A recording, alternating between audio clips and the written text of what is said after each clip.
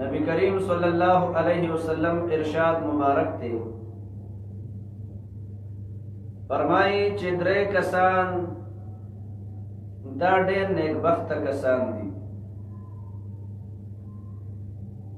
په هغه دریو کسانو کې یو هغه کس دی چې چاته الله تعالی په خپل کور کلی کې مزدوری او رزق ورکړي. نو دا الله نبی صلی الله علیه وسلم فرمایي دا ډېر نیکبخته انسان دی. او دویم هغه کس ډېر نیکبخته انسان دی چې چاته الله تعالی ګڼ اولاد ورکړي او د هغې ګڼ اولاد د ورکړې سره سره الله تعالی پې دا رحم کړي چې د هغوی دپاره محنت او مزدوري او مشقت دی کوي او فریاد نه کوي او د خدای د مخلوق نه سوال نه کوي، د حلالو رزق ولې ګټي. نو د الله نبی فرمایي چې دو د خپل لاس کلک کړي او حسن یې تور کړي، دا ډېر قیمتي انسان دی. او درېیمه هغه زنانه هم ډېره قیمتي زنانه ده چې هغه وړمبی لور پیدا کړي، یعنی د هغې نه الله تعالی وړمبی لور پیدا کړي. نو د الله نبی فرمایي دا هم ډېره باسعادته زنانه ده. په دې حدیث مبارک کې د الله نبی صلی الله علیه وسلم درې د نیکبختۍ عملونه ښیي چې دا ډېر نیکبخته کسان دي. نو یو د هغې نه دا ده چې کم یو انسان ته الله په خپل کور کلي کې مزدوري ورته ورکړي او مسافري پسې نه کوي او رزق ورته الله تعالی په خپل کور کلي کې ورکړي، نو د الله نبي فرمایي دا ډېر قیمتي انسان دی. او د هغې د قیمت خو ظاهرا هم پته انسان ته لګي. وجه یې دا ده چې یو سړی خپل کلی پرېږدي، خپل کور پرېږدي او دې لرې علاقې ته لاړ شي، په مسافرۍ باندې دی، نو دته د خپل بچي هم پته نه لګي، د هغو د اخلاقو د عاداتو ورته هم پته نه لګي، د خپل زنانه د ضروریاتو ورته هم پته نه لګي. او دغه شان د کور ډېر حقونه دي چې د هغې نه دی محروموي. او زندګي هسې هم د انسان تېرېږي او چې داسې پکې هم تېره شي، نو دا په ژوند کې حساب ژوند نه دی چې چاته په خپل کور کې خپله زنانه خپل بچي دا د ټول په یو بل باندې راغونډي. او چې یو انسان په مسافرۍ کې زندگی تیری او په بهر کې زندگی تیری، نو د هغې نه غوره خبره دا ده چې په کور کلي کې درته لږه معمولي میلاویږي، خو چې دا سفر نه یو انسان خلاصي. وجه یې دا ده چې غم خادم کو تو کولی شي او د هر یو څیز نه خبرېدی شي، د خلکو چې په کار راتلی شي نو هغه په خپل کور کلي کې راتلی شي. نو چې ټوله زندگی دي چې دی خپله ځواني دي هغه د بل دپاره خرچ کړه او په بل باندې څه احسان نشته، او خپل یختو دې سپین کړل او نه د خپل کور والا نه خبر شوې، نه د بچو نه خبر شوې، نه د خپل ټبر نه خبر شوې، نه د کلي نه خبر شوې، نه د سختي په داسې حالاتو کې او نه د راحتي په میدانونو کې چې دی ولاړ دی. خو بس زندګي ده دغه په زندګۍ باندې حساب نه ده. او د هغوی دپاره ګټه وټه کې، نو چې ګټه وټه کې خو لکه خاص د خپل بچو دپاره صرف بهر ته وتې د دنیا د نور یو حالت نه بیا خبرېږي یو انسان نه. نو مسافري په حقیقت کې دا ډېر ګران کار دی. ځکه د الله نبي صلی الله علیه وسلم په دعاګانو کې یوه دعا دا وکړې وه چې خدای په کور کلي راله رزق راکړه، ما ته په کور کلي کې پراخه رزق د حلالو راکړه. نو د حلالو رزق چې دی پراخه په کور کلي کې انسان ته میلاو شو، دا ډېر باسعادته انسان دی. او نن سبا په دې ماحول کې خو ډېره ګرانه ده چې یو سړی بهر ته ځي او په بهر کې هغه خپل مزدورۍ تلاش کوي او خپل ډېرې پیسې رالي او د بل ملک ته ویزې دپاره خرچ کوي. او اکثریت ملکونو ته چې یو انسان لاړ شي د خپل پاک وطن هم پرېږدي، خپل کور کلی هم پرېږدي، نو دغه مال چې یو انسان راولي او د الله په ذات یقین وکړي او په د خپل کور کلي کې او د خپل علاقې ته وده ورکړي، خپل ملک ته وده ورکړي او د رب العالمین نه دعا کوي، نو الله به ورته دلته د هغې نه زیاته پراخي ورکړي. خو چې یو انسان هغه دا خیال دی چې یاره دا بهر دنیا کې دا عیاشي ده، بعضې خلکو ذهنونه عیاشي نو هغه د دې دپاره ځي چې یاره بهر دنیا ته لاړ شم نو په بهر دنیا کې ازادي ده او عیاشي ده چې په کوم ځای کې څه دې زړه غواړي نو بس هغه کوه نو چې په دغه نیت باندې ځي نو دا خو ډېر بدبخته انسان دی ازواني هم ټوله برباد شي قوتونه برباد شي حیات یې لاړه شي غیرت یې ختم شي ایمان تې وځي صرف د ده دا چکر او د ده د خواهشاتو مطابق هغه زندګي ورته یو میلاو ده چې ازادي ده نور ازادي نه د مسلمان به آزاد نه وي دی به همیشه دپاره بند دي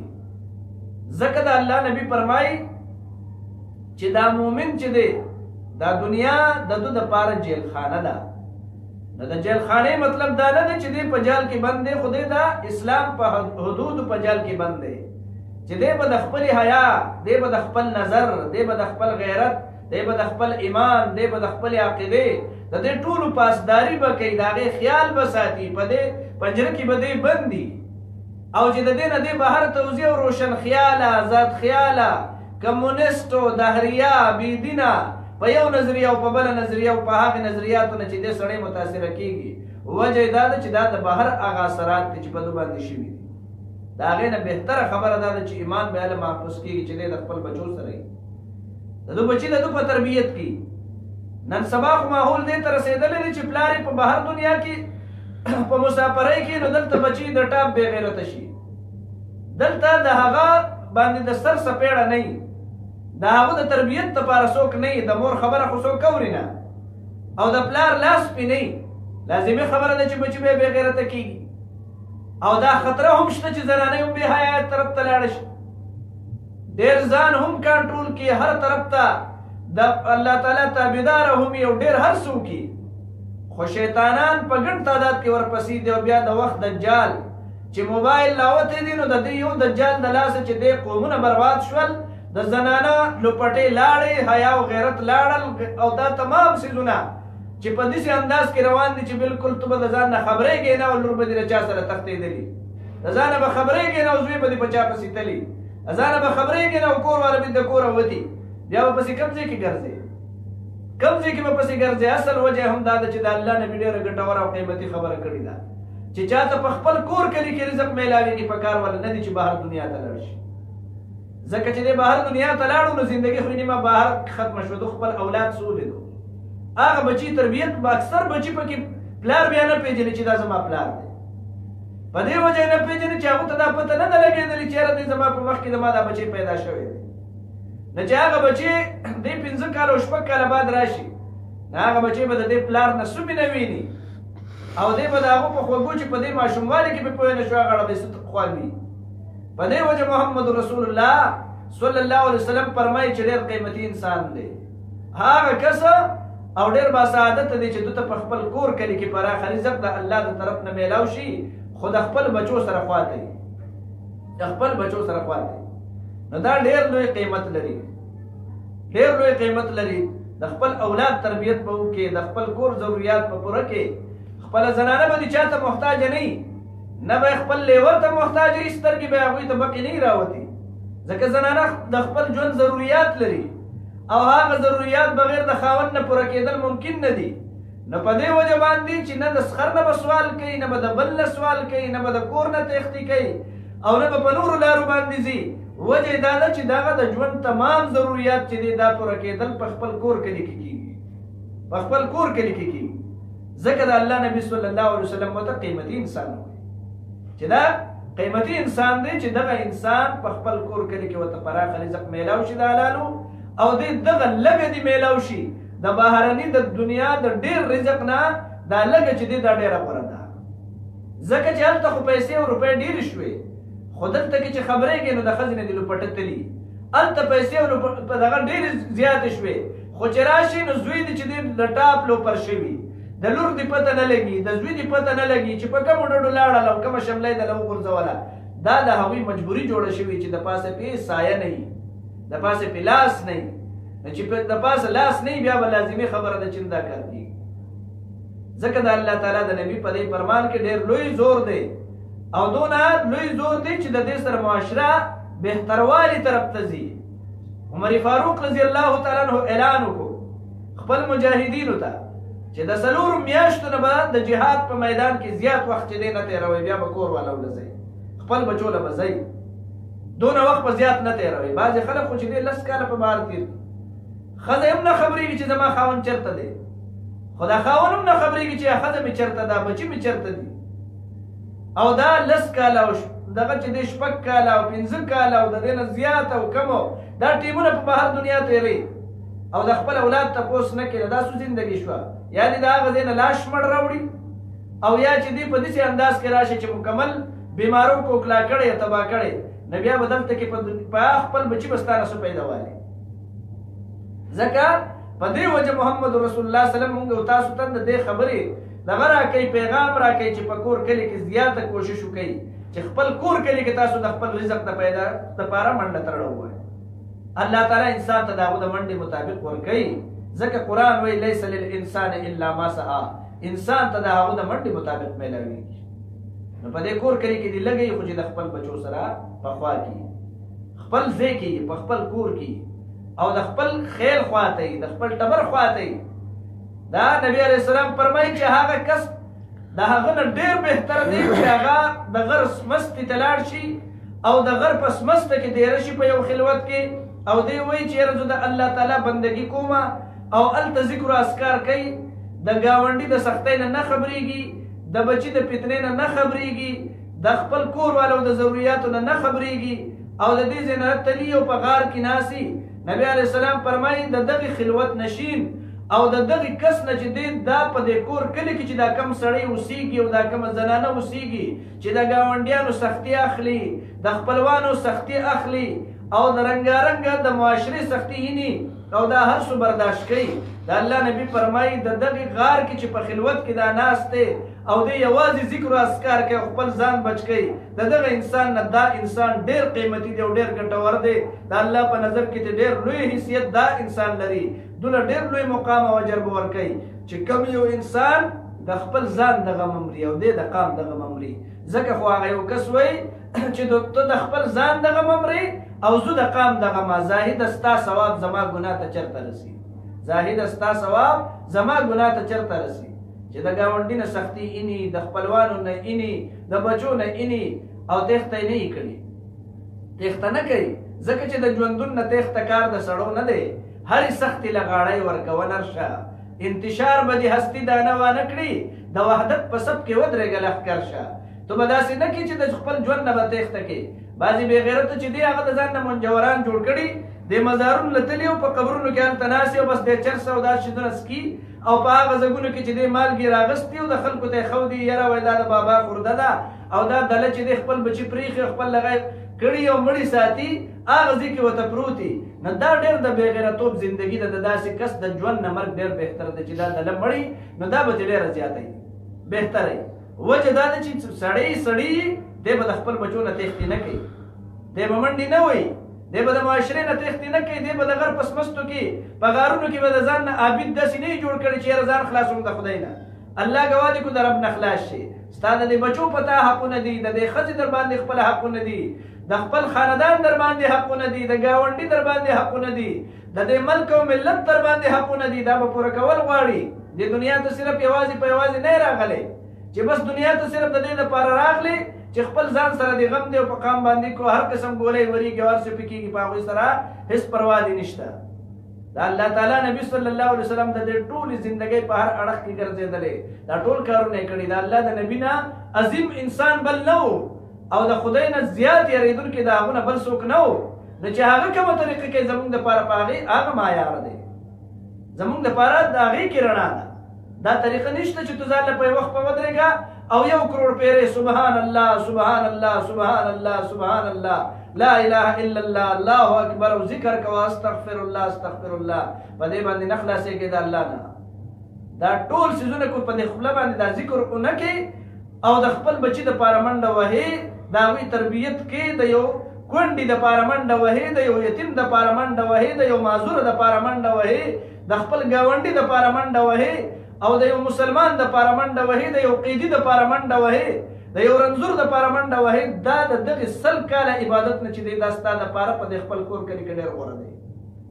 دا ډېر غوره دی. الله تعالی د دې نه د هغې نه په 100 چنده زیات اجر درکوي. د دې نه ځان خبرول غواړي چې یاره په دې څیزونو کې اجر دی، په دغه کې یوازې اجر نشته ذکر باللسان کوه هر وخت خپل ژبه په الله تعالی په ذکر لمدوه خو په دغه کې کمال نشته کمال چې دا دی نو د خدای په مخلوق په خدمت او په منډه کې دی په دې کې الله تعالی چې کوم اجر خو دی هغه په دغه شیزونو کې نشته ځکه د الله نبی صلی الله علیه وسلم فرمایي د خپل بچو له خپل کور کې کې ګټه دا غوي د پاره د خپل رزق بندوبست کوه بهر ته تختی مکوه مسافری مکوه مسافری خو چې دی دا ور د ټوکړو نه یو ټوکړه د نبی علی السلام فرمایي کله چې په سفر روان شي نو تادی کې و چې واپس راشي ځکه دې ته قطره من النار ویلې دي دا یو ټوکړه د ورنه یو ټوکړه د ورنه په دې سفر کې درته د منځوري کم کړي دي په دې سفر کې چې تاسو وایي دا سلو رکعاته پرس په دې عام معمول کې په سفر کې ته دوه کوا وجه دا چې د الله نبی فرمایي سفر ډېر ګران څه دی مسافر ډېر ګران ده بل سترګو ته کتل ډېر ګران ده د بل بندگی کول ډېر ګران ده د هغې په نسبت سره چې دی په خپل کور کې کې ګټي د هیڅ بندگی بنه کې د یو رب تبا د سر ټیټیږي او د نور خدایانو بندگی بنه کې چې د ځان له مجازي خدایان د خلکو جوړ کړي څنګه چې هغه دغه وایي زما خدای زه بچا چاته سجده کړم د وړو وړو خدایانو دې بنده کړم داسې به نه چې د وړو وړو خدایانو بندگی وکړي د یو رب په بندگی کې به د بل هیڅ بندگی بیا نه چې کله دې یو رب ته سره ټیټونه بیا به هیڅوک چې دې د هغه ضرورت پتا ته نه راپېښېږي ځکه چې څه حاجت مې دی چې بل خواته یې غواړم په خپل کور کې هم کنار دی رب زما چې زما ته د خپل رب د مرۍ د رګون نه زیات راته نږدې دی نو زما څه کار دی چې بچي ته غواړم د نورو نه او زما څه کار دی چې د هغوی پسې د رزق د لټونې هم کوشش کوم کله یو در کې پروت یم کله بل کې کله د ملا په در کې او کله د پیر په در کې او کله په دربار کې او کله په بل کې او کله په بل کې دا ټول څیزونه په شرق اوله راشه یو دربار ته راشه چې هغه د الله تعالی دربار دی او هغه وایي په زمانه وغواړه انی فانی قریب زه تاسو ته ډېر نږدې یم اجیب دعوت الداعی اذا دعان فلیستجیبوا لی ولیؤمنوا بی لعلهم یرشدون ورته ووایه چې زمانه کله پوښتنه کوي زه پې خوشحالي کوم او زه وله ورکومه زه وله ورکوم چې سوره نه غواړي هغه وله ورکومه الله تعالی وایي نږدې یم درته نږدې نو زه بل چا پسې څه له ځې څه حاجت مې دی چې بل خواته یې غواړم په خپل کور کې هم کنار دی رب زما چې زما سره دونه نږدې دی زما څه کار دی چې نورو ضرورت ته بځم نو مطلب مې دا دی چې په دې خپل کور کلي کې د رب نه سوال کوه او دعا غواړه او خپل منډه ترړه وها د خپل بچي لپاره هم د بهر دنیا سوچ مه کوه په دې خپل کور کلي کې او زما او ستا په دې وطن کې د کوم څیز کمی دی زما او ستا په دې ملک کې د کوم څیز کمی دی الله تعالی په دې وطن د کوم څیز رحم نه دی کړی دا خو بېله خبره ده چې غلو رهزنان پې مشران پېښېږي نو د هغوی په وجه باندې ولوټلی شي کنه دلته کې خدای تیل درکړي دلته ګیس درکړي دلته زمرد درکړي دلته کې د زندګۍ هر خوشحالي چې دی په دې ملک کې میسره ده خو هغه د افسوس خبره دا ده چې نن هغه خلک د دې وطن واکدار دي چې غدار ابن غدار دي چې دا پلار او د نیکو ورنیکو دا نسل در نسل غدارۍ خلکو کړي دي او غلاګانې شوي دي نو په دې ملک کې به د څیز کمی نشته خو چې کمی دی نو زما او ستا کمی دی چې ما او تا ورته خپله ځواني نه وقف کوو مونږ به هر دنیا ته خپله ځواني وقف کړې ده دا وطن به ښایسته کول غواړي په دې وطن کې خپل رزق ګټل غواړي د هېڅ چیز کمی نشته ښه په اطمینان سجده لګي او ښه امن دی ښه سکون دی ښه راحته ده په تا باندې د مونځ پابندي نشته په تا باندې د اذان پابندي نشته په تا باندې د خپل ګټې وټې پابندي نشته دا د خدای لوی نعمت دی چې زما او تا ته الله تعالی میسر کړی دی د دې نعمت نه پیدا اخیستل غواړي دا به په خپل کړاوونو باندې نور هم ښایسته کول غواړي به هر دنیا کې به یې په سیالو کې شاملول غواړي نو بیا د زندګۍ ته ګوره چې څونه در الله عزت درکوي نو ځکه د الله نبي صلی الله علیه وسلم مونږ او تاسو ته تاکید د دې خبرې کوي چې تاسو خامخا خپل رزق لټولو دپاره په خپل ځای کې کوشش وکړئ او بهر دنیا ته یا په بهر مسافرو کې چې د خپله زندګي مه وقف کوئ ځکه د الله نبي وایي چې هغه ډېر باسعادت او نیکبخته انسان دی چاته چې په کور کلي کې الله رزق ورکړي الله دې وکړي چې الله تعالی زمونږ او ستاسو هر یو بچي ته هر یو نوجوان ته هر یو مسلمان ته په دې خپل کور کلي کې د رزق دروازې ورته الله تعالی پراخه پرانیزي د حلالو د رزق ورته دروازې کولاو کړي او د حرامو نه یې هم وساتي او د مسافرۍ نه یې هم بچ کړي بچی هم محفوظ کې او حیا او غیرت دا هم محفوظ کې او دا وطن په سرخرو کې او په سیالو کې د تمامي دنیا سره په الله تعالی د دوی په کوششونو دا وطن شامل کړي واخر دعوانا الحمد لله رب العالمین